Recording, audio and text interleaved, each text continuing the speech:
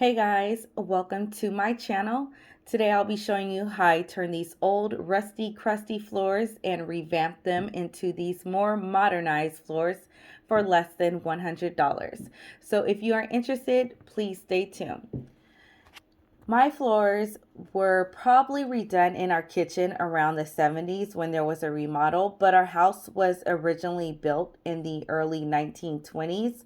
So the floors have lost all their luster and their shine and any kind of protective barrier there may have been to them. So they're extremely tacky, and any dust or debris that comes in contact with them sticks to it like glue. So I tried multiple degreasers on the market to try and fix this and get them a little bit more off-white looking instead of this brown gray color that it's got going on, and nothing worked. So we plan on remodeling our kitchen in about 2 to 3 years. So I didn't want to spend a few $100s on something that was just going to get torn up in the near future. So the next best option was to paint them.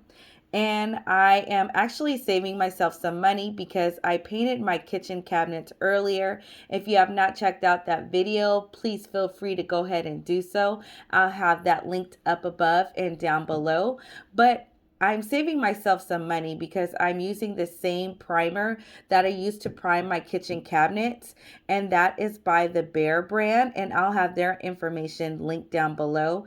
And I'm using a 3/8 napper roller, 3/8 nap roller is what it's called. And then I attached that to an extender pole.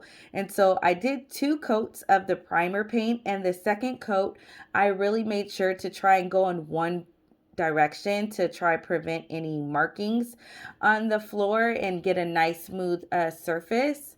And next, I am using a brush to go around the perimeter. I also did this on the first coat of the primer as well. But on the first coat, I used some, what is it called? Frog tape, painter's tape around the perimeter. But I noticed once I removed that, I wasn't getting in the cracks of the corners and the wall good. So I decided to just go ahead and remove the painter's tape for the other layers, because I can always go back around and paint the baseboard, but I didn't want to have that ugly floor peeping through on the bottom. So yeah, so I'm using a brush to go along the perimeter and make sure I get in the corners really good. And instead of using a paint, I don't know, what is that thing called that you like pour the paint into and use your brush and dip into the thing? I didn't want to use that because I seemed like it was a waste. The whole project, I just poured the paint onto the floor, which made it a lot easier, and just kind of guided the paint all around and then went back over it to make sure that it was dispersed more evenly. And I highly recommend you guys using this pole extender. It made the project fly by so much quicker, and it saved my back and my knees. Trust me, go to Walmart and get the pole extender. So the color I'm using for the base of my floor is like a middle gray color. My cabinets that I painted up above are an off-white with a silver gray hue to them underneath. And the bottom cabinets are more of a dark, deeper charcoal gray. So I didn't want to use either one of those for my floors because I thought it would just blend a little bit too much. So I went ahead and used a medium gray that I thought would complement the 2 other colors. And so to tie it all in together, I decided to use the deep charcoal gray for my stencils.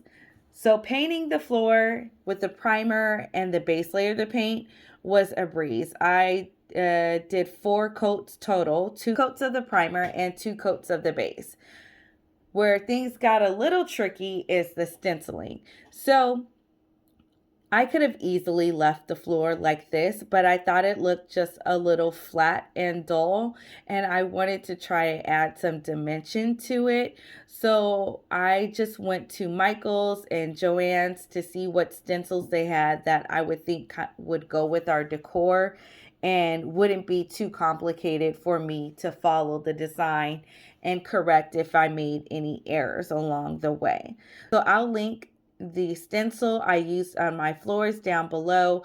I'm not sure if it's still there, but like I said, you can go to Joann's or Michael's or even Amazon to find a stencil. I just recommend, if you have a larger kitchen like mine's, to find one that has a much bigger repeating pattern than just a small 12-inch by 12-inch. I think my stencil was probably 3 feet by 3 feet, which allowed me to cover more ground.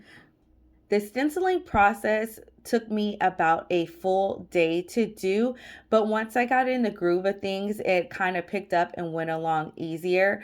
I am definitely not a stencil expert and recommend you to check out other YouTube channels that may give you more tips and tricks. But what I took away mostly from this is you really want a really strong spray adhesive glue to have the stencil be tacky to the floor. And every stencil layer, I probably sprayed it each time before I put it down in the beginning. But towards the end, that tackiness really built up, so it lasted about a row or so. I'm not sure which roller I'm using, but I will link that in the information down below.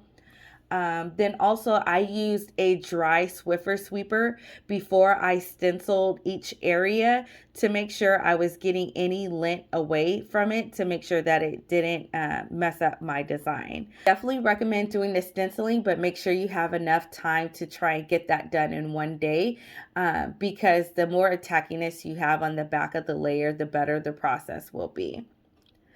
So lastly, I am adding a polyurethane water-based coat to my floor. The recommended amount was 4 layers, which I did do. I did not record every layer because the polyurethane has this milky white color to it, and in the video you really cannot see how it transpires, but I just wanted you guys to get a feel of it. The roller brush that I am using is actually a high density foam roller brush. I started off with the 3/4 nap, which I do not recommend at all because that created multiple bubbles on the layer. So I quickly went over it with the foam roller and it smoothed out. The other thing I recommend is not to put too much pressure when using the pan, not to roll back and forth too many times in the pan. Also create bubbles as well. And you may be asking, is this layer of polyurethane really necessary? Yes, it is, because I actually did not put the polyurethane on initially. I was being trifling and lazy and waited and started other projects and just didn't even feel like being bothered with the floor anymore. So I waited about 3 months and I could see the paint coming up in some areas. So I went ahead and cleaned the floors again really good, and then I added the polyurethane. And you want to wait 2 to 3 hours before every coat, and like I said, you want to do a total of 4 coats. Once again, I want to show you what the floors look like before I painted them in their original state, and now how the floors came out. And I'm so excited with how these turned out. I think this is a great temporary fix until we can remodel our kitchen and to get rid of that nasty brown color that we had before. Thanks guys for tuning in, and don't forget to like, comment, and subscribe. If you are interested in more home DIY videos, don't forget to hit the alerts so you'll be updated with my future posts. Until later, see you soon.